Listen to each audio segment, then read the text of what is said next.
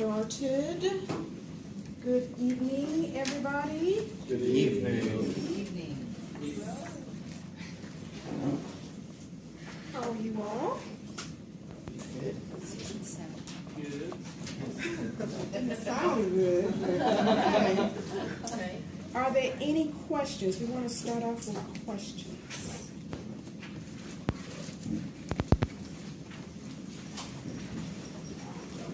I really just cannot believe that because some of the email, quick question, I really do get those emails. And so there are no questions. Okay. All right. I'm going to start off with some questions that I received.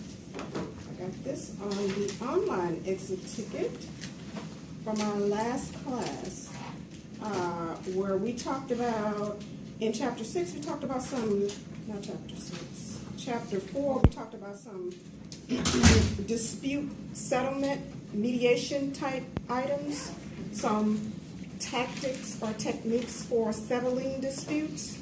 And we skirmished a little bit on arbitration, and somebody asked the question, arbitration in contracts means absolutely no way you can file a lawsuit in court.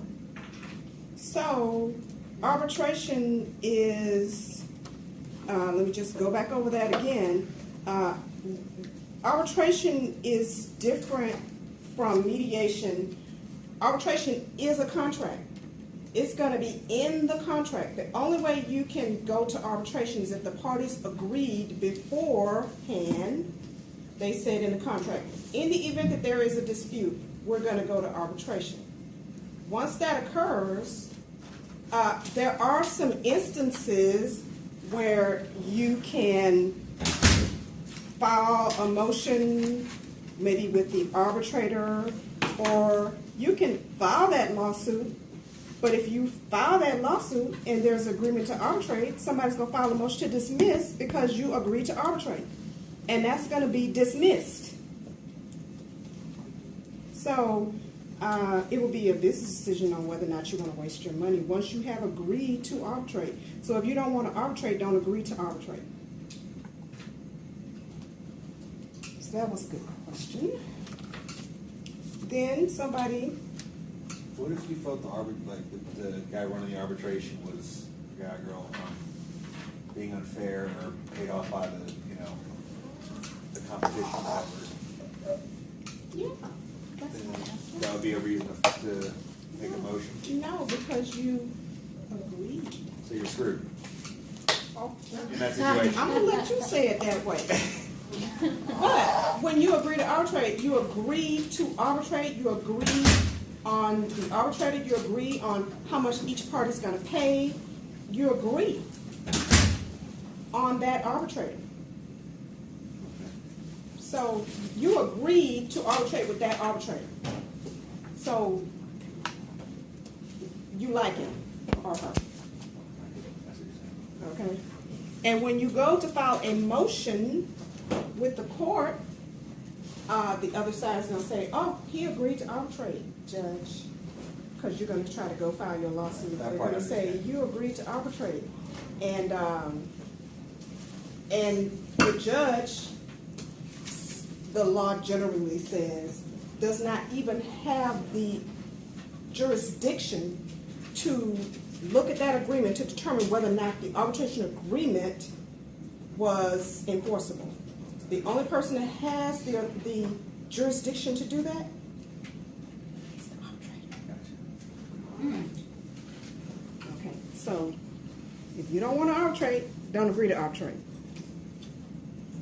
And you're going to have all kinds of agreements that you will come into in your daily life with the cell phone company, with all different kinds of people, and you may not even see it there, but it's going to be an agreement to arbitrate in there because they don't want you to sue them. And so if you don't want to arbitrate, make sure you look at the fine print. Somebody else had a remark on the in-class exit ticket. He said, why would a company manufacture, remember we had that whole deal with the expensive power pole situation, and they were kind of like, they thought they were kind of like contracts, but they were written kind of like price quotes and that kind of thing. But it wasn't really in a contract that would say what would happen, would this happen, if this happened, if this happened, if this happened. There was no contract. So the person says, why would a company manufacturing something for that much money not do a contract? That is so smart. I was like, yeah. And so now we know that we're going to make sure we don't make that mistake. But let me just tell you, if you ever decide you want to go into the field of law, please know, if you don't have the stomach for it, if you're a nice guy, you know, some people, they just real soft in the heart, you need to understand lawyers make their money as a result of the calamity of others. Mm-hmm. And the more calamitous the situation, the more money we make. Mm-hmm. You have a car accident, you're going to call who? Me, the lawyer. You in jail because you were driving drunk. Who are you going to call? Oh, me, the lawyer. Terrible situation for you, but you're going to need a lawyer. You decide you want to manufacture a $111,000 pole without a contract. Who are you going to call? Me, the lawyer. Your child is at school, and he decides he wants to put his hand down his young friend girl's pants at school.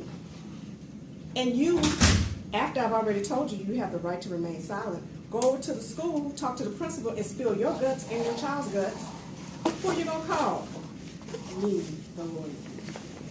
All kinds of situations. Terrible, terrible, terrible, terrible situations in life. But that's how lawyers make their money. Because somebody decided they wanted to take a risk and do something. They knew it wasn't right, but they just wanted to just do it anyway. To get yourself out of that sticky situation, you're going to need a lawyer. And so all kinds of lawyers. Somebody asked, what does it mean to avail yourself of the jurisdiction of the state? That's just meaning any kind of way, shape, or form that you touch that state. If you don't want to get sued in that state, don't go in that state. If you don't want to get sued in that state, don't send an email to somebody in that state. If you do so, you will have been said to have availed yourself to the jurisdiction of that state. Remember, we talked about jurisdiction. Okay. And so we are going to proceed on today, but before we do so, Miss Brittany, is Miss Brittany here? Miss Brittany? No? Okay. She's not here. I want to go over some housekeeping items with you. An exam is coming up.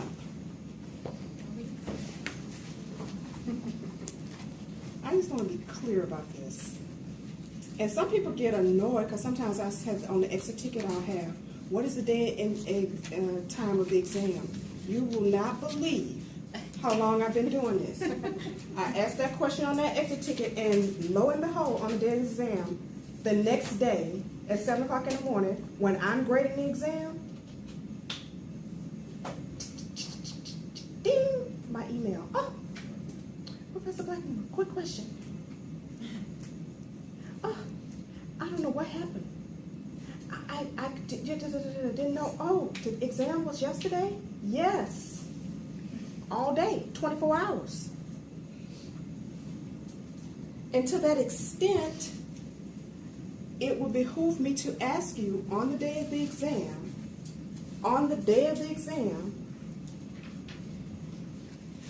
at 7 o'clock p.m., where will you be? Oh, on the day of the exam at 7 o'clock p.m., where will you be? Physically, where will you be? Test. Physically, where will you be? Oh, in front of my computer? Wherever that may be. Yes, ma'am. Oh! Trust me when I tell you, I'm not going to be here. And I did say that on the first day of class, but that's why I'm going over there right now. And that's a really good question. Teacher's not here. We all making folly of it, but that's a good question because guess what? At least five other people are asking to have that same question. Sure. And you just helped them. So you can laugh now. The exam will be all day. It'll start at 12 o'clock a.m. If you want to get up and get in front of your computer and take that exam, go for it. I'm going to be asleep. But by all means, you go right ahead. But at 11:59 p.m., don't try to start taking that exam. Because don't send me an email at 12:01 on the 28th saying, oh, Professor Blackmore, blah, blah, blah. I mean, December the 5th. I mean, October the 5th. No, October the 4th. Sending me an email saying, Professor Blackmore, I can't get an exam. I know you can't. It's closed. It's going to be open all day. Yes, ma'am. Once we take the exam, will we be able, once we're finished with the exam, will we be able to see what? No, ma'am, because because I like to grade everything. I just like to just look at all of it. I just like to look and just take it in, just grade it myself. Oh, man. Just like to just look at each and every last one of them. So the next question would be, how long will it take for us to have the result from that exam on October the 4th? Okay, now, when you come in here on Wednesday and 11:59, you do your activities, do you have to wait until like 10 o'clock at night on Thursday to get your grades? Or when do you get it? The next day. Like what about, what would be like the latest you'll get? Probably before, at least before midnight. Or at least before the next class. It'll be before what time, sir? 5. Yes, All right. because I will have left my office by 5. Okay. Have I let you down, Miss Natalie? No, Regarding the grades. I'm in defense here. I did not say that. Have I let you down? No. I don't want to let my students down. Okay. Yes, ma'am. Does the exam have to be completed by 11:59? Let's see, I'm just making sure. Let's say you start at 11 o'clock and it takes you an hour to do the test. It has to be submitted, right? Oh, yes, ma'am, because 11:59 is going to shut down. It's going to be like Cinderella and her slippers. She's going to be off on the side of the road. the midnight. The carriage is just going to turn over. It's just going to just turn over. You're just going to fall out. And if I were you, because you get 90 minutes. So I'm just saying, if I were you, I would start a little, if there are some people they just like the pressure. So it's like a wait until, they like to just, Me personally, my nerves, I just have nerves, so I can't do it. But I wouldn't do 11. I would do maybe like 10:30, because then that gives you the full 90 minutes just in case. My Wi-Fi knows every time I'm doing Learn Smart because it shuts off and then I have to restart. Yeah. So you want to do 7 a.m.? You have to have 12 a.m. You have to make sure you're in a place with reliable Wi-Fi. You know what I'm saying? When you get ready to take this exam, do not, don't go in and try to take it and you're not ready. Mm-hmm. You need to get ready. Mr. Alvarado, what are you gonna do, before you start taking that exam? I know what you're gonna do. Tell us what you're gonna do. Yes, sir. That's right. It would not behoove you to start the exam and your Learn Smart key is out in the car. Call my lawyer. You call your lawyer. That's a calamity. Okay. All right. So are there any other questions about that? See? Aren't you glad I straightened that out? Yeah. But I wouldn't let you, you know, you'll get another chance to answer that question sometime today. But now you'll know the answer. Okay, so now we're going to talk about this juicy subject right here, contracts. Oh, wait. Has anybody taken the time to look at their online course content? Because I be watching y'all. Y'all not really, you're not a fan of it. But have you had a chance to look at it today? Somebody? Like the slides and No. whatnot? All of it. It is all required reading. So it is up to you to make sure, because you never know when I might just drop something in there. Was that because I got an email of like, oh, an announcement? Oh, you got, But then I clicked on it and then it said had been removed and I'm like, Yeah. Me too. okay. Yes, the one that was. Yeah, you know why? Because I realized that you all don't like to look at your modules. So you need to make sure you look at that is required reading, and my favorite spot is modules. Okay. Because there are things that I've put out there and some people don't even know about it. You just never know when I just might drop a little something out there. But we don't have to look at the book module, right? What book module? I mean, the book part of the module. If we You already have to the go reading. your entire, if I were you, when I would start off at least once or twice a week, going out to that course content and clicking on modules and looking at everything just to make sure. Yeah. Look at all of it. Some people, they just go to the week that we own. No, your entire course content is required reading.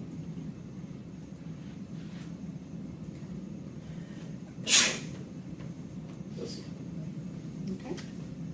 All right. So I just want to talk a little bit about the secretary. If you want to look at that for today, if you want to participate in that. You just never know. I might have a surprise in there today. So today we're going to talk about contracts. In your book just gives you this broad definition of contracts. It's an enforceable agreement between parties. A promise or set of promises enforceable by law.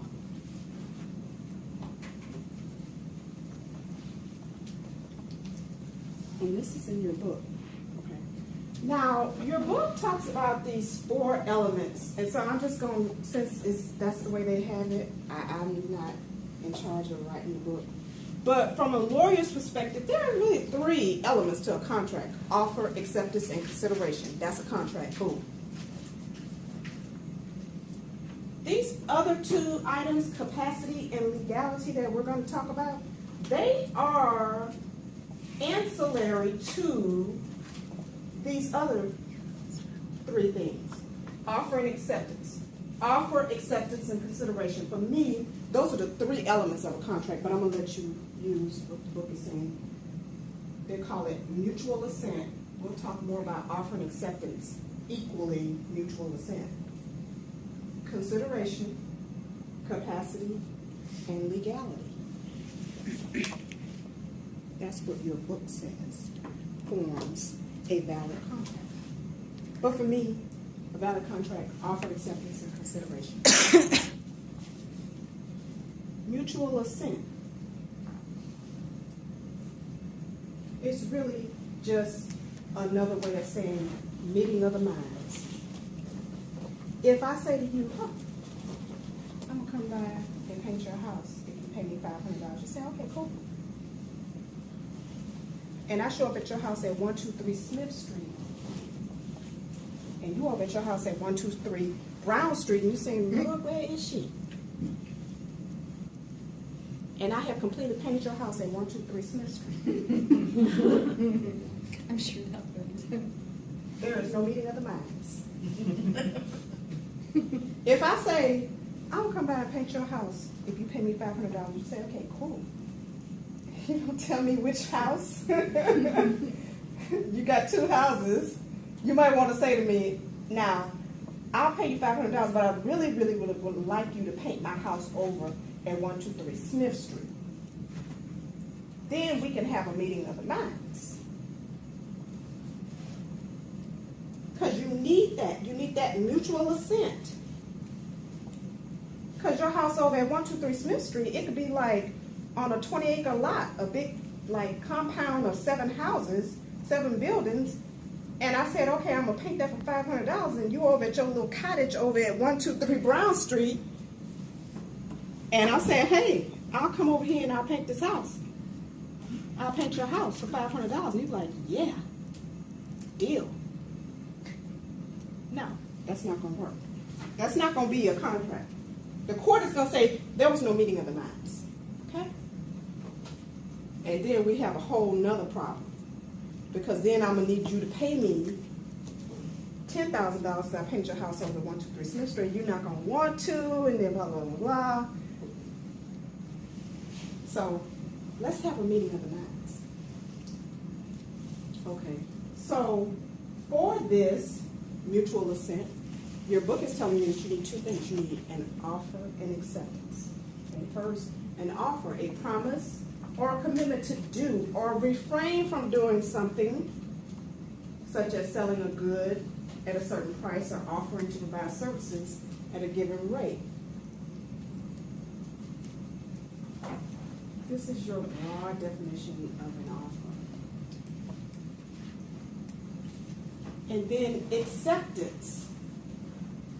The offeree, the offerer, the person who made the offer.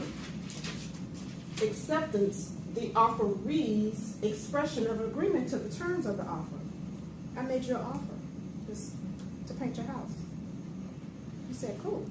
You accepted it. An offeree typically communicates acceptance in writing or orally, but in some cases, they may accept via some action or conduct.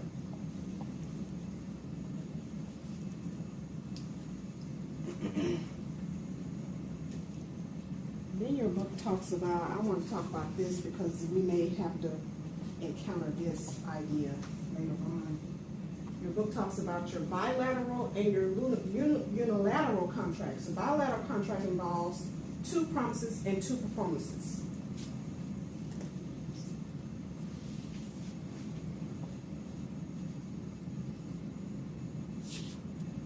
I promise to paint your house. You promise to give me $500. I paint your house. You give me $500. 2 promises, 2 performances. A unilateral contract involves 1 promise, followed by 1 performance, which then triggers a second performance. And we're going to talk more about this later on, this unilateral type of contract. And then consideration, which is like the ultimate piece for me. Because it's like, what am I going to give? What are you going to give? Each one of us have to get something out of the deal. I can't just say to you, oh, I'm going to paint your house. We're such good friends, I'm just going to paint your house. What did I give? It's like I'm just giving you a gift. That's not going to be consideration enough for a contract. See, I just gave you a gift. I'm going to paint your house. Because I like you so much. But if there is no mutual exchange, if you don't give me or pay me something in exchange for me doing that, then I can't then get upset and say that you breached a contract. Because there's no consideration.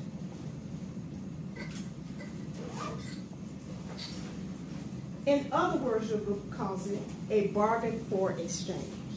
Gotta have that.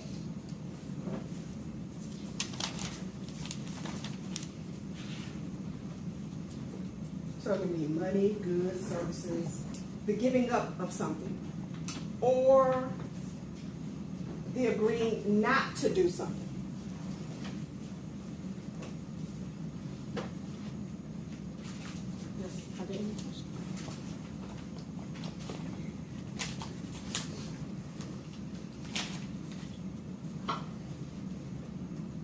And then your book gives you some more examples of how this bargain for exchange idea will separate a contract from an illusory promise like the one that I made earlier. Here's some other examples. Deathbed promises, in which you make a promise to a friend or a loved one just prior to her death to comfort her. Gifts, that's not going to be enough consideration for a contract. Promises of love and friendship. And promises that by their terms are just not binding. You got to have a bargain for exchange. Okay. And so then, for me, like I said before, this capacity, your book calls it an element. For me, this goes more to the element. If you don't have the capacity to make a promise or to do some type of performance on the offer acceptance side, then there can be no offer and acceptance. Capacity. That means if I went down to the Board of Health, mental health, and they have determined that I'm mentally ill, if I come over to your house and I say, I will paint your house for $500, that might not be a binding contract. Because, and if you know, you know that I'm in the neighborhood, you know I'm loony. I come over to your house and I say I'm going to paint your house for $500, you might want to second guess that, because I don't really, I have the capacity to enter into that agreement. But what if the person doesn't know? Now, that could be something different. They're being misled or... That could be something different. However, if you don't have the capacity, you don't have the capacity. If there's evidence that's brought to determine that the person is just crazy. It's not that, you can be totally nuts and, totally off your rocker, off your meds and out there, but if you don't have conservatorship, you're still legally, mentally, able to do that as long as you can perform the task. Okay. So it's really, it's more, Yeah, it depends on what the judge says. Yeah, fair enough. Okay. Yeah. However, if I come over to your house and your 12-year-old daughter answers the door and I say, hi, I'm going to paint your daddy's house for $500, she says, cool. Yeah, that's a lot more clear line. She's not going to have the capacity because she's too young to enter into that type of an agreement. She's too young to enter into any agreement. Yes, sir. It's kind of specific, but what if, in order to enter into a subcontract, you were required to have a certain license? Maybe you needed a license to handle hazardous materials or something like that. And what if you didn't have that license? Would that mean you never had the capacity to have a contract in the first place? No, that's not going to go to capacity. That may go to legality. It may, but I don't know if that's going to come close enough. It could. It just depends on the facts. Okay, it could. There are some cases, or I saw a case where a person had a franchise tax company, and for whatever reason, the Department of Treasury revoked his license to do the online or whatever. So that meant, from the stance of the franchise agreement, the franchise agreement required that he have that license, and so he didn't. So then, but if that were something that was going on at the beginning of the contract, that's one thing. It could be a term that could cause the contract to no longer be valid, but it depends on the facts. Any other questions about this? And so then we come to legality. And if it's illegal, if I say to you, You know what? I know you don't like that guy that keeps bothering me. I'll shoot him if you give me $500. I'll just shoot him and kill him. That would not be a valid contract because it's illegal. I'm agreeing to do something that's illegal.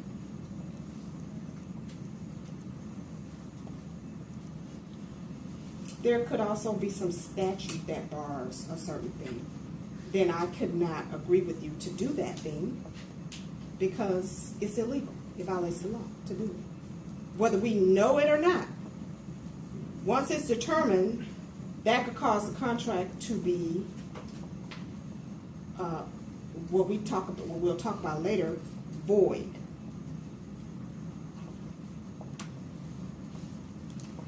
And then we'll talk about written versus oral contracts. And we talked about this in the last class. You know, sometimes you just have, you know, people that just agree to do them. You know, if I come over and I say, you know, I'll paint your house for $500, and you say, cool, that's an oral contract.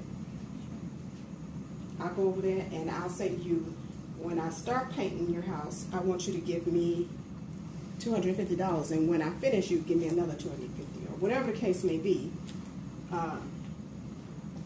If there's nothing in writing, then it's an oral contract.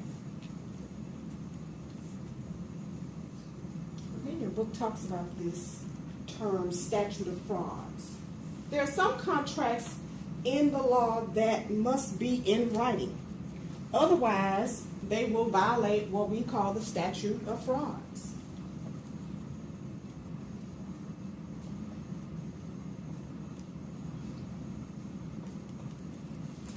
And so your book talks about how the statute of fraud primarily applies to 5 types of contracts, and this is really in the law that lists contracts that involve the sale of interest in land. I can't buy your house on an oral contract. Contracts that cannot be performed in under 1 year. That's going to need to be in writing to be valid. Contracts to pay the debt of another. Contracts made in consideration of marriage will need to be in writing. Contracts for the sale of goods of $500 or more, and lease transactions for goods amounting to $1,000 or more. These are your items. These are your 5 categories of items that will need to be in writing.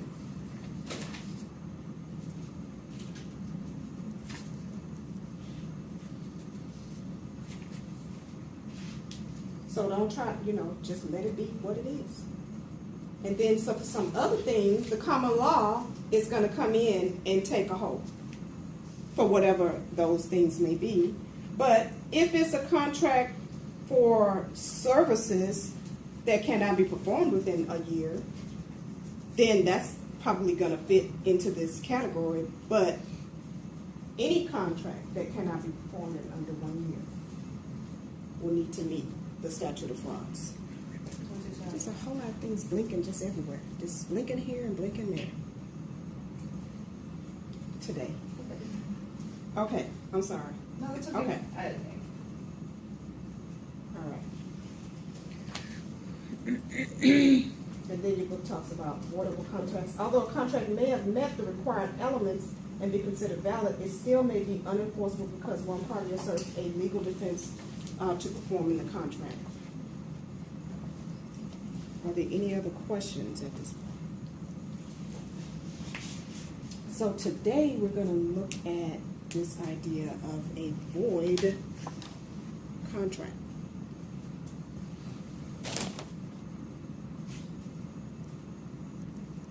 And we'll read a little bit from this. Now, has anybody ever been to the Red Hawk Casino? No? Wow.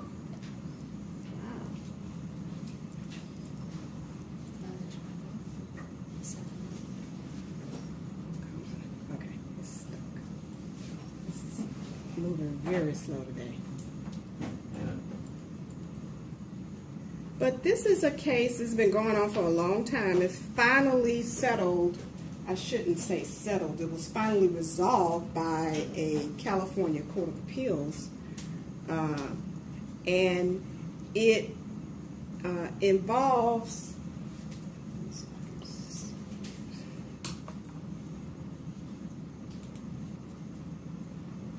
oh, this is just really moving slow.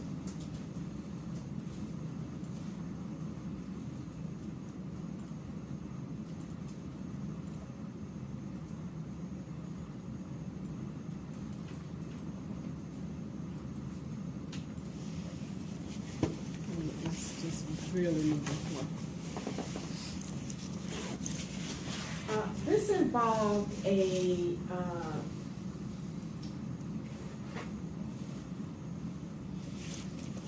band of Indian tribe here in the state of California that was in the business of running a casino, and they had entered into some agreements with a guy, and based on a whole list of things, unfortunate things that occurred along the way, the actual promises never were met. The performances were never met for whatever reason, and the guy who made the agreement with the Indian tribe lost money, so he alleges. And so then he sued the tribe of Indians to recoup the money that he had lost based on breach of contract.